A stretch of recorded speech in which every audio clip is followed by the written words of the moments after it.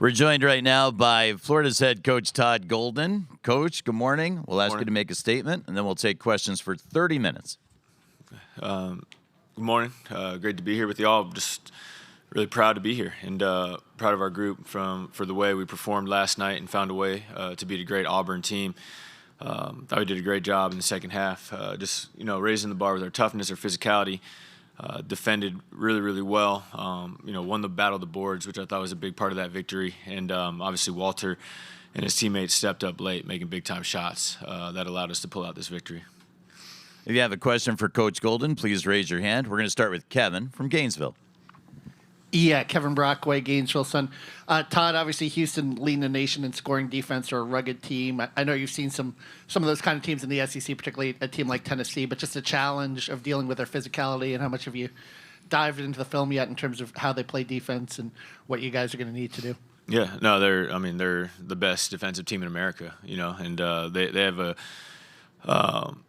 just a great identity as a program of just being both physically and mentally tough, and that's something that we've tried to pride ourselves on this year. And Houston, I would say, is a great example of that. And not only this year, but Coach Sampson and his program have done it for a long time now. And talk about resilience and toughness. I feel like they showed that in a big time way last night. I think they were down 14 at one point and down 7 with a minute and a half to go, and just never quit, never gave up, didn't hang their heads, and made some big-time winning plays down the stretch to take that game away from Duke. I think your comparison is right on. I think Tennessee is a very good comparison in terms of just kind of their culture and their identity and their toughness and the way they defend. And we'll look at that film a little bit for us as a way to attack it a little bit. But Houston obviously is exceptional, and it's going to be a big challenge for us tomorrow night. Up front on the right side, Myron. Yeah, Myron Metcalf, ESPN. Todd, you see this in the NBA a lot where the best player of the team plays some point guard just because, that helps the offense. For you as an analytics guy, how did you make the decision to move Walter to point guard, and how do you think that has helped this team reach this point today? He did a really nice job for us off the ball last year playing with Zion Poland, being kind of a secondary ball handler, playmaker, and we saw some just really great examples of his ability to make plays out of the ball screen. And, watching him play pickup and pushing the ball in transition, he showed to us and proved to us that, he could do that, become the primary ball handler and lead the team. And, I think he's done an incredible job getting himself in great shape. He works on his game a ton. And having someone that's such an elite threat to score with the ball in his hands at all times obviously makes everybody else so dangerous as well. And, a lot of questions were asked last summer and this fall, if we would have enough ball handling on this team, if we had enough playmaking. And obviously Walter's, quieted those concerns and has led us to the national championship game. Coach to the left side, the gentleman from Orlando. Yeah, Edgar Thompson of the Orlando Sentinel. Todd, it's just looking at the numbers, is it fair to kind of call this a contrast in styles? And also, what do you feel about your team's ability to kind of adapt to the situation and play whatever kind of style it needs to win a game?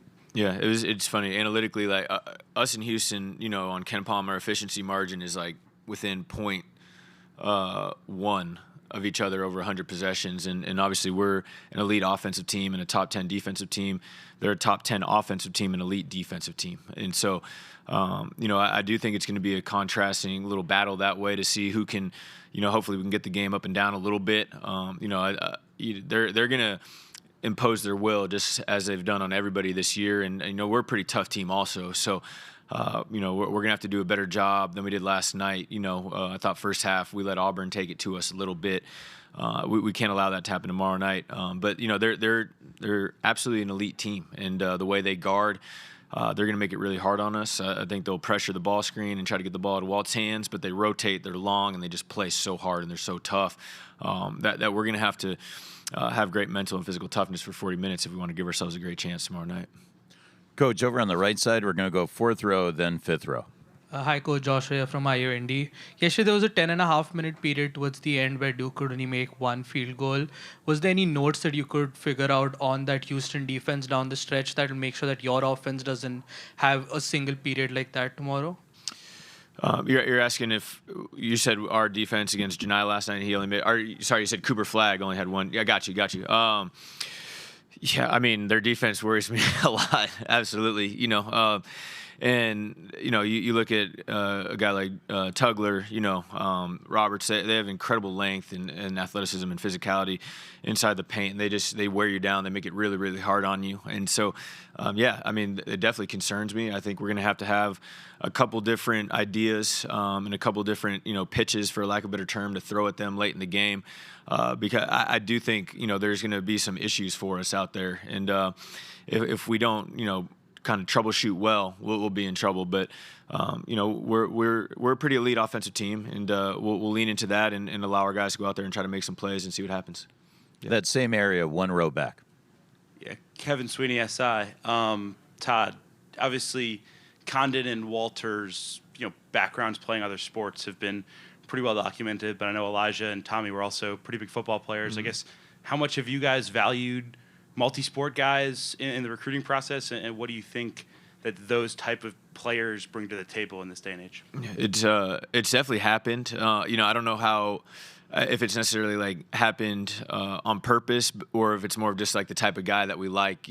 Seems to the high IQ, just super athletic guys generally are guys that are multi-sport guys, and it's funny because just from my experience, I feel like the multi-sport guys have like really good feel and really good IQ, and they've had to get used to playing different sports and being in different situations, and I think it's definitely helped our team a lot. These guys, their knowledge and their ability, to just use some of those experiences in toughness. Like our guy, we have a couple guys that play football, like you said, Tommy, Walt, Elijah. Like they're pretty tough also, and they're not afraid to take hits. And I think that's kind of a hallmark of our team. Coach, we'll take a couple on the left side. Raise your hand, please. Matt Roy, News 4 Fox SA here in San Antonio. There's a lot of contrasts between your guys' team, but there's also some similarities when it comes to resilience. I think of your UConn game, of your Texas Tech game, them last night, in terms of having to kind of be put away and be killed a couple of times in order for them not to come back. What does that say about your guys' team? And conversely, what does that say about how Coach Sampson coaches the Houston Cougars? Yeah, I think for me, it's really just about the players, like the guys that we have in our program. Coach Sampson, I love, the way he talks about his team and the way he talks about his staff. He talks I saw something that, he doesn't take phone calls when he needs, spots on his staff. He just promotes from within, and you can tell by the way they recruit. They're definitely not worried about rankings. They're worried about finding tough-minded young men that are, willing to put the Houston program above themselves, and that's what we've tried to do at Florida as well. And after 3 years, as I said last night, I think we have a great group of those young men in our program that are resilient, that are tough, and that are unselfish. And being compared to Houston's program in terms of resilience is a huge compliment, for us. And it's what we continue to strive to build, here in Gainesville. Same area of the room. Isaac Bourne, Mid-Major Madness. Last night you started 3 of your 5 guys. Three of those guys started at other schools. So at Florida, how do you get those guys to buy in, especially with Elijah? This is only his first season in Florida. How do you get them to buy into the culture so quickly to where they look like they've gelled so easily? It's part of the recruiting process. We talk a lot about it. We try to make sure we cross, our T's and dot our I's before they even get to campus, because we don't want to have those issues or run into any problems that way. And so to become a part of our program over these last couple of years, like, you had to buy into what our vision. You had to buy into, putting the program above yourself. And, actually 4 of our starters are transfers, and, Micah is another one that plays for us coming off the bench. And, they're all guys that we brought in. We said, this is how we want to do it. We think you guys can be a huge part of this and really perfect in terms of fitting in with what we want to do. But you have to be unselfish and buy into it. And they all have, from the start, from the moment they've gotten to campus, they've allowed us to coach them hard. And, that our team talent is elite, and that's why we're still alive. Coach, we'll go to the center of the room, second row. Nick Mantis, San Antonio, KSAT 12 San Antonio. Coach, when you think you've kind of touched on it there, the toughness and the athleticism of your team, but when you think about playing in the state of Texas against a Houston team, and you were hearing how crazy it was last night, especially with an emotional win like that, how do you help your team stay mentally focused especially when it feels like it's going to be a home game for Houston? Yeah, we can draw a little experience from the SEC tournament championship game. I think we're obviously playing Tennessee in Nashville. I probably took for granted what that environment would be like, and we walked in there and it was 80% Tennessee fans, and I was like, man, we got a road game here to try to win an SEC title. I anticipated being somewhat like that tomorrow as well, and it's just part of what you have to get through to win a national championship. Houston is an amazing team, and they deserve this opportunity. Obviously, they're going to have some great momentum, and they should have a lot of people here tomorrow night. And for us, it allows us to add another chip on our shoulder and try to prove that we belong and that we can win in another hostile environment. But it'll be a bigger challenge because of that. But it's nothing that we haven't seen before this year, and we've been able to fight through it. So I'm hopeful we will as well tomorrow night. Coach, our next question's in the back of the room on the left. Nick Levine, Guardian. Coach, when teams put 2 on the ball against Clayton with the ball screen, which probably Houston, I'm sure you're expecting them to do, what are some things you can do to help him still get quality shots? The key is going to be the other guys stepping up, making enough plays to where they don't feel comfortable doubling them every time, And the great thing for us is our bigs are great decision makers and playmakers in the middle of the floor. You saw it last night with Tommy for a lot of the second half when Auburn was trying to put 2. We could just throw him the ball, and now he's playing 4-on-3, and he's a great decision maker, and we'll live with the results of that.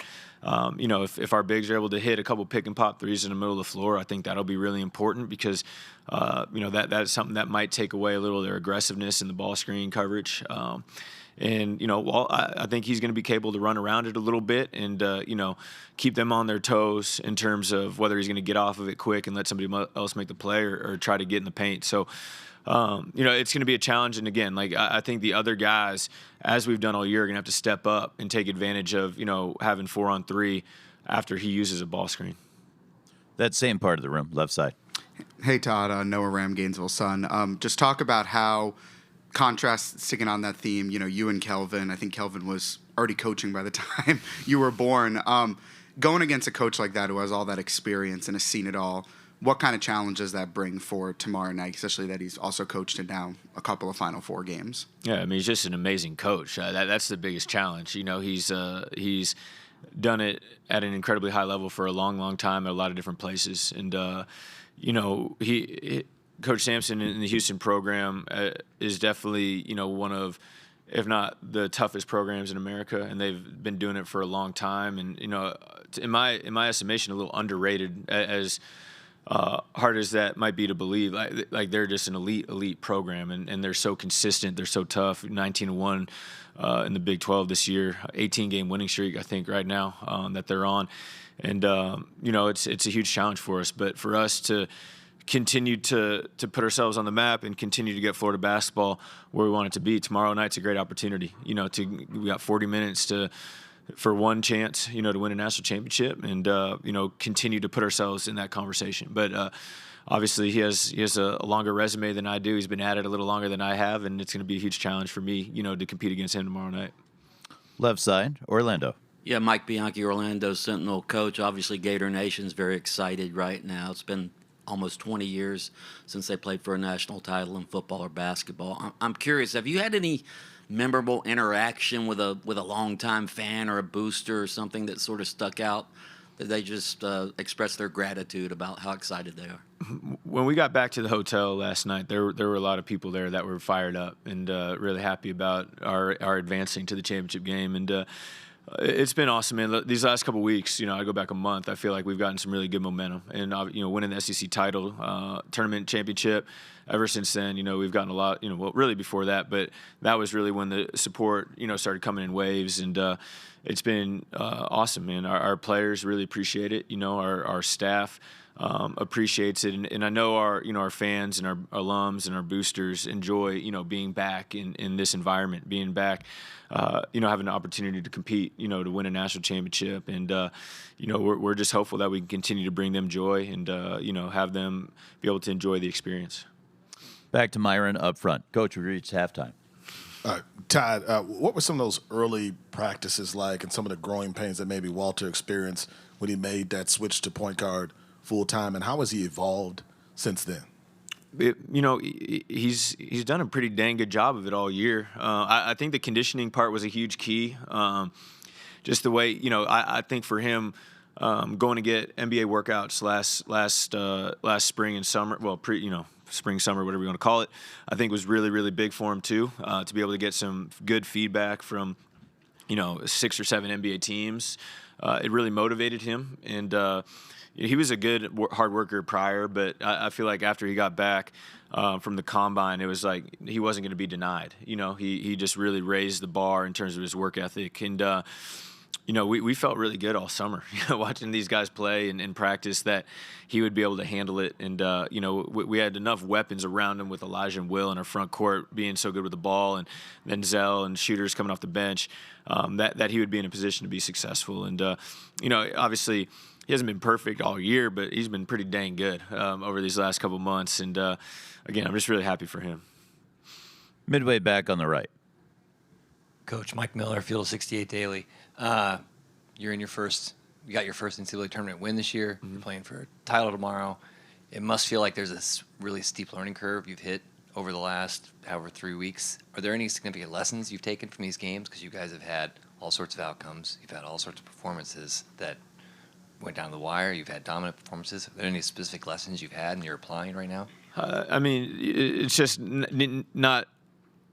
None of these games are the same. All of them provide different challenges and different decisions that we have to make. Different preparation in regards to how we want to get our guys ready. I think the UConn game was huge for us because that was the first time in a while that we had been really tested, and that we had our back against the wall. To be able to win that game, and to be honest, I think we came into this NCAA tournament with some pressure after winning the SEC tournament championship. We were playing free and loose for a long time leading up to that. And then that first weekend, we played great for the first 15 minutes against Norfolk, and then we tightened up a little bit. And that UConn game, I felt like, we felt so much pressure to win, and as you need to in the tournament, but we weren't playing as free as we had before. And so winning that game gave us a little bit of freedom, and we relaxed. And I would say the Tech game was similar. I thought we played great against Maryland, and then Tech, they were kicking our butts for a while and got us down 10 in the second half, and it showed a lot of grit and more resilience. And once we got here, we kind of felt like we had the weight of the world off our shoulders in terms of we made the Final Four. Now it's just time to hoop. Go out there and see what happens. And that's definitely how I feel now going into tomorrow night. Coach, we'll head to the back of the room on the left. Jackson. Coach Jackson Schenk, Hoops HQ. With Billy Donovan being inducted into the Hall of Fame yesterday, it was a big moment for Gator Nation. Was there any extra motivation behind you reaching the national title game for Florida for the first time in so long? And did he share any advice with you before the matchup yesterday? I wouldn't say that it, added any motivation. Like we were awfully motivated to make this championship game.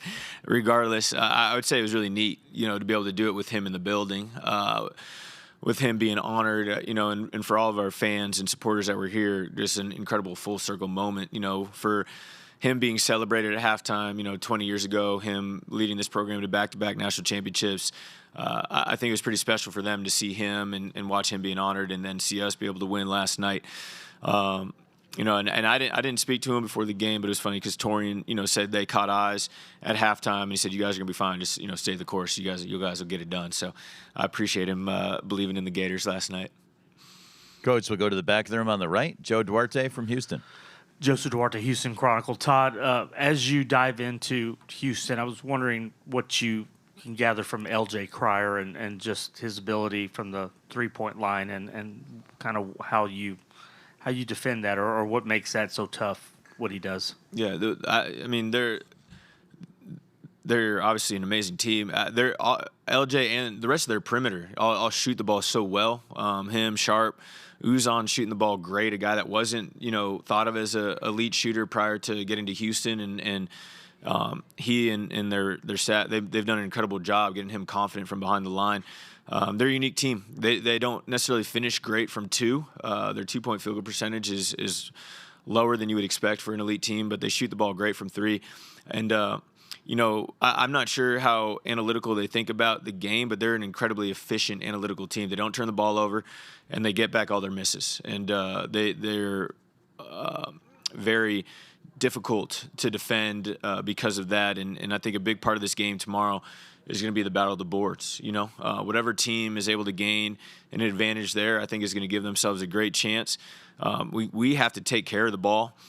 Because they don't turn it over. They don't beat themselves. And at times, we hurt ourselves that way. But with LJ and the rest of the perimeter, we got to do a good job limiting their good 3-point attempts. We big picture goal is going to be make them take tough twos and then fight like hell to get the rebound. And every rebound we get is going to feel like we won the game, I feel like. So if we can do a good job keeping them off the boards, we'll give ourselves a chance.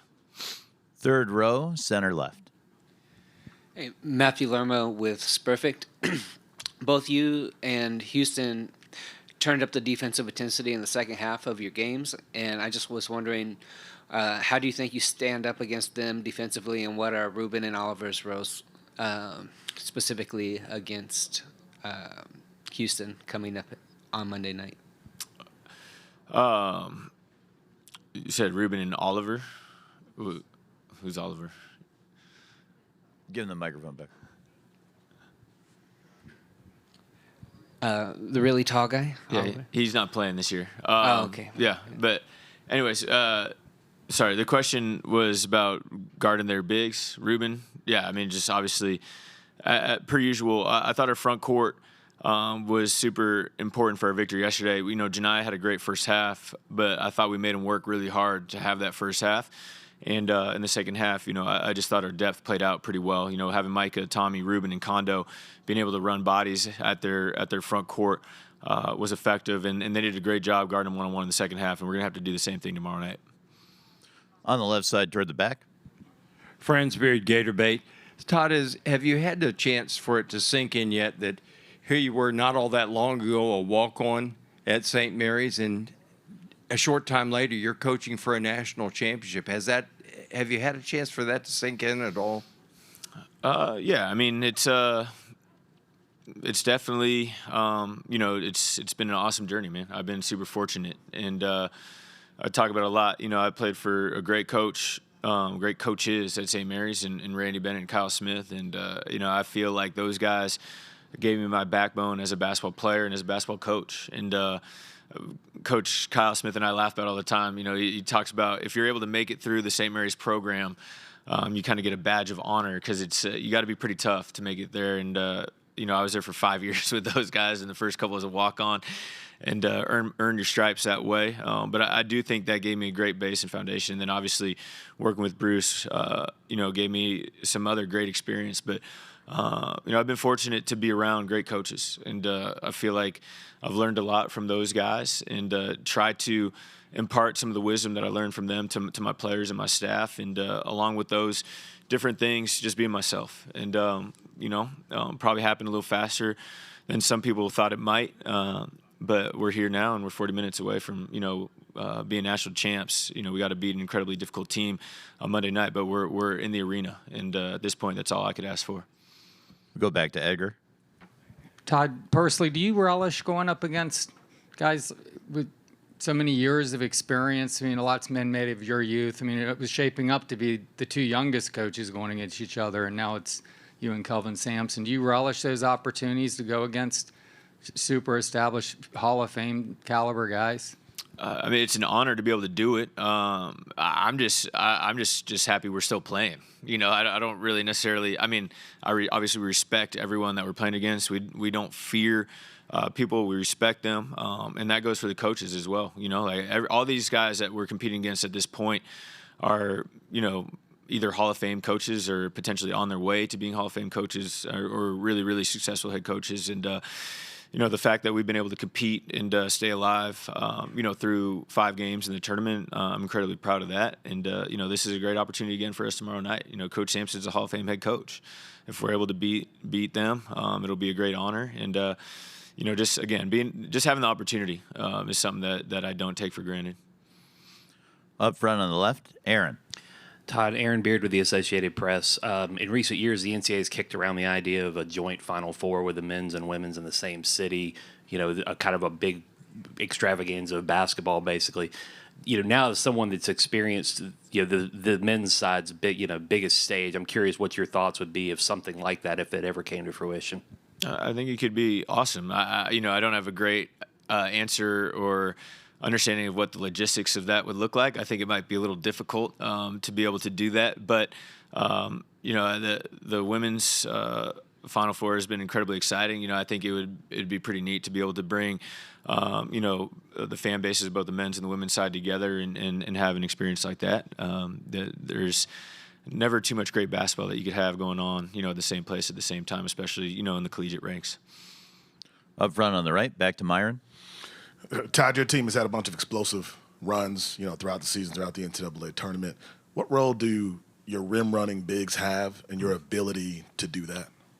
I'm glad you asked that because it's an incredibly valuable part of what we do. And, we talk about the backcourt a lot, but the just how hard our front court plays, and you talk about the rim running, that's that constant rim pressure that I think wears, bigs down and wears other defenses down. And we occasionally will steal 4 to 6 points a game, just being able to throw ahead and let them finish the basketball. But again, it's a 40-minute game, and our depth, our ability to run guys at our opponents, and just that constant pressure that we put on the rim that makes defenses account, for those bodies, I think is really, really important to the way we play offensively, for sure. Left side, just to the right of the aisle. Yeah, Todd, just wanted to ask again about LJ and just playing for a guy like Scott Drew his first few years at Baylor. How much do you think that helped? Obviously, a championship-winning coach as well. Just getting that experience those first few years and kind of carrying that over to Houston. Yeah, I'd compare it to Elijah. Obviously Elijah didn't win, but making it to the Final Four, playing for a great coach, Dusty May. I got to imagine LJ is similar, for Coach Sampson. I was watching Scott Drew talk about LJ on game day yesterday, and he had great things to say about him, and that he had wished he was selling a Baylor jersey. So that's a pretty big compliment to receive from a coach. But he's an incredible offensive player, and we got to do a really good job on him early and often to give ourselves a great chance tomorrow night. And his experience, I'm sure, is helping them along their journey as well. Coach, 3 minutes left. Let's go to the second row. Nick Mantis, KSAT San Antonio. Coach, you mentioned how this is going to be a battle of the boards and how important rim running bigs are going to be. Is there anything you do in practice that gets your bigs in that mentality? I know it's a famous story that Tom Izzo brought out. Football pads. There you go. Right. What is it that you do in order to work with your bigs in order to make sure they're ready for the physicality of a game like this against Houston? Yeah, football pads for tomorrow wouldn't be a bad idea, getting ready. We're pretty consistent with that work and the way we watch film. Like, there's a lot of accountability with our rebounding in the way we break down film and show not just our bigs, but our perimeter as well. I think that's going to be really important, our guard rebounding tomorrow night. Just the bar and the way our guys understand, like, if they're not physical and if they don't rebound, there's a couple guys behind them or that are on the bench at that given time that are going to be willing to do it. And so just that kind of constant raising the bar for yourself and your teammate. But we talk about rebounding a lot. We focus on it a lot. And that message will definitely be sent, a lot leading up to this game tomorrow night. On the right side, right of the aisle. Coach, I have 2 quick questions. Luke Taylor, Full Court Network. First question is, how is your staff kind of balanced, still competing in the NCAA tournament and then the adapting kind of college landscape? And also, what is the song that best describes you? I don't know if I have a great answer for you on the second one, but the first one, we're all in on this team, man. We're just all in on this team. We're obviously keeping track of the portal and what's going on, but we're not out there actively recruiting guys. We'll we'll wait for Tuesday on that. We have a lot of guys in our program that have the ability to come back, and we're going to focus on making sure we get those guys back in our program. And if we miss on some guys because we're still playing, in the championship game, then we'll miss on those guys. But my staff's done a great job of staying focused. I have 2 guys on my staff that have already, accepted head coaching positions at other institutions, and they're grinding to make sure we have every opportunity possible to win this game tomorrow. My staff's been amazing all year that way, and we got 48 more, 24, 36 more hours to do it before those guys can move on and lead their programs. But they've done a great job balancing it. And like I said, we'll attack our roster, as soon as this run's over. And I'll have to get back to you on the song. I don't have a good answer for you on that right now. Let's do our final question, midway back left of the aisle. Hand up, please. Thank you.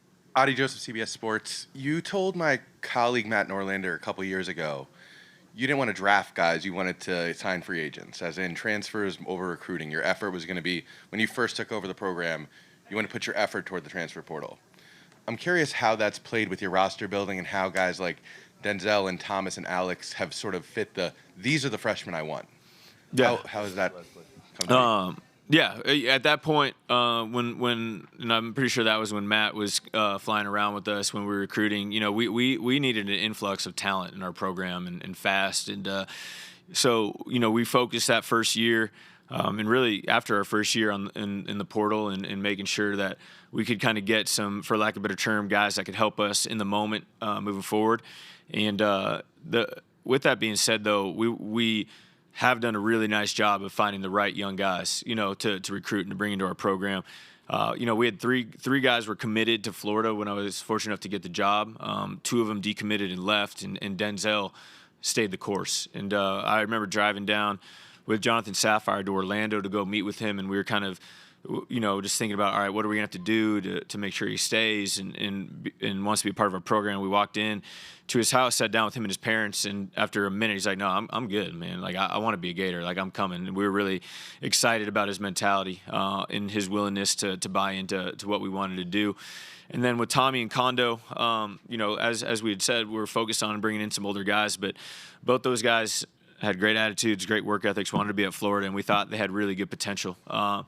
And high IQ, came from great families, really fit the DNA of what we want our program to be. And Isaiah Brown, who's a freshman for us this year, is another guy that I'd throw in that bucket. I think he's going to be a really, really good player for us. But now we're at the point in our program where we do want to be able to recruit young guys, that are high character kids that, want to be Gators, and regardless of whether they're playing a lot or not as a freshman, want to stick with us. And then retaining is going to be huge, just like last year. We're in this position because we retained Walt, Will, Kondo, Tommy, and Denzel. And then we were able to fit in and bring in the right pieces. I think it's going to be similar for next year. We have a lot of guys that we can bring back and build around, and we'll try to do that to the best of our ability and then pepper in what we need to. But I would say it's a healthy balance at this point. And so it's going to be a year-to-year decision, whether it's more portal guys or more young guys, just kind of seeing how the roster shakes out. I want to thank Coach Golden for joining us for 30 big minutes here in the main interview room today. Yep, thank you, Coach. Go Gators. What's up, Adam? Oh, boy.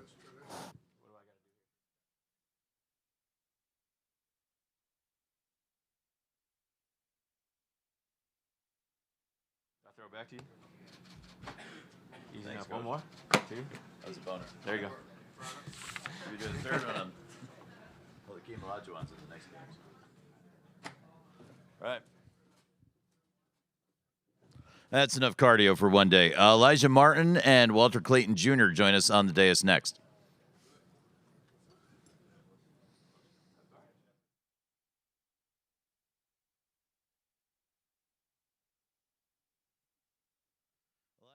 Walter will join us till about 12:20, and then they and other Florida student athletes will be in the breakout areas across the hall.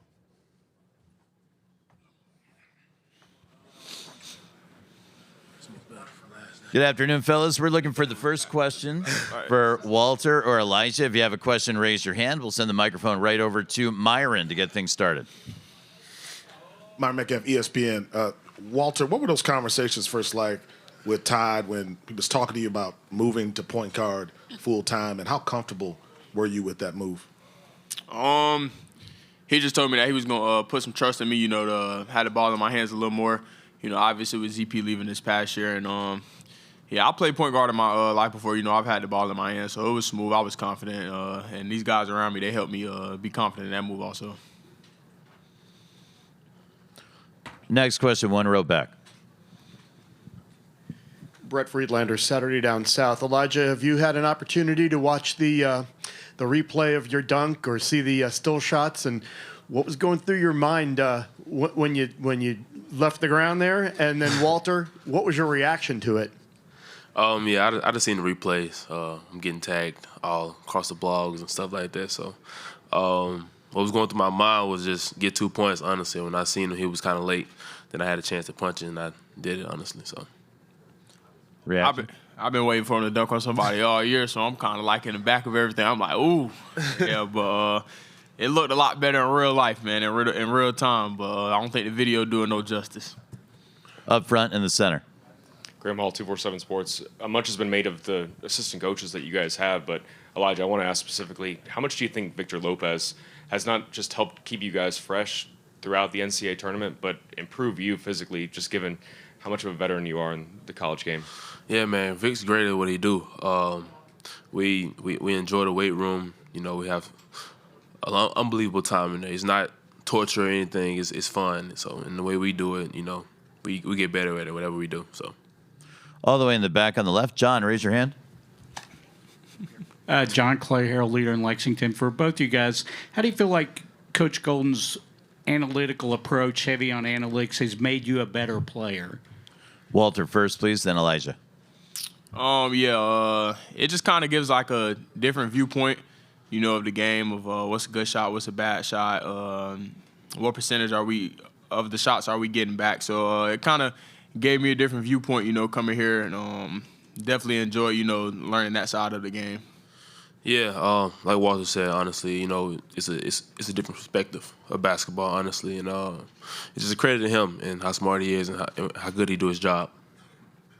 To the right of the aisle.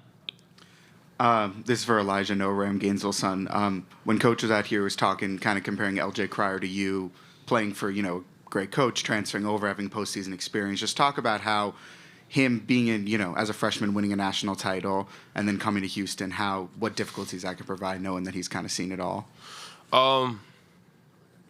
Honestly, I don't know. I look at the game as basketball. I look at everybody else as, as regular humans.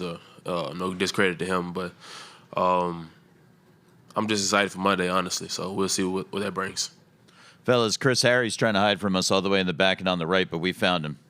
Chris Harry, FloridaGators.com. Walt, what do you recall about Kevin Hovde's visit to see you in Lake Wales, or was it, I think, at Bartow High, and then you all going to a restaurant, him putting you through or showing you the videos of Jalen Brunson and the Billy D stuff that he talked about? Yeah, man, I had Coach Hub out there with me during Bartow. It's like the condition is called plyo, so he's seen a little bit of that. And then we went out and got some food after. He was just showing me a lot of film on what the Knicks run for Brunson, kind of some things he wanted to do with our offense this year, stuff like that. So definitely enjoyed when he came down and visited. All the way in the back, left side. Matt Roy, News 4 Fox SA here in San Antonio. Guys, the resilience has kind of been the definition of both of your guys' teams, between you guys, UConn, Texas Tech last night, and the Cougars obviously doing what they did. Why is your team so resilient and kind of the unwillingness to lose? Walter, you can take that first. I've been saying it for a while now, just the togetherness of our team, the love we all got for each other. It allows us, not break apart during adversity. So, man, we just stay together in those moments. Obviously, I can't speak for Houston team and what they got going in the locker room, but they seem like a very together team also, so it should be a good 40-minute fight. Elijah. I agree. Good answer. Next question is midway up the aisle to the left. We'll take that one in the back. Go ahead. It's Adi, just CBS Sports. What was it that Todd and his trip to Coach Golden and his trip to New York to recruit you swung you from staying with this is for Walter, swung you from staying with Coach Pitino to go into Florida as Coach Pitino went to St. John's? Like, what was it that won you over in that trip? Just their willingness. I think that kind of showed how bad they wanted me. That was one of the things, and I think it was very smart of them also. Me and my high school coach talked about it after how they kind of got up there right after to see me as soon as I basically left St. John's. It was only a couple hours. They got up there, got to dinner. So, yeah, man, I kind of just was able to spend like 3 hours, reflecting on Florida visit, reflecting on St. John's visit, thinking about some things, thinking about some family stuff also. Then they came up, and I ended up committing that night. Our final question for Walter and Elijah will come on the left side. Orlando. Yeah, Mike Bianchi, Orlando Sentinel, Walt or Elijah. When you guys win these big games and you see the fans just embracing you guys and how much it means to them, what goes through your mind when you see that? It's been a long time since the Gators have played for a national title in basketball or football. Walter first, please. I'm just thankful, man. Obviously, Florida basketball has a great history. I grew up watching it. Obviously, we got T. Green on the staff to tell us about the experiences. So, just a great feeling, to go out there and win games and have Gator Nation supporting us. Elijah, do you agree? Yeah, I do. You can elaborate. Yeah, that's what it's about. That's what it's about. Just embracing the fans and they're embracing us. That's what we put the work in for. When we put that jersey on, it just means more. We want to thank Walter and Elijah for joining us here in the main interview room. They're going to head across the hallway with some of their other teammates into the breakout areas. Hope you guys enjoy questions and answers with them as we continue here in San Antonio. Great job, guys. Good to see you.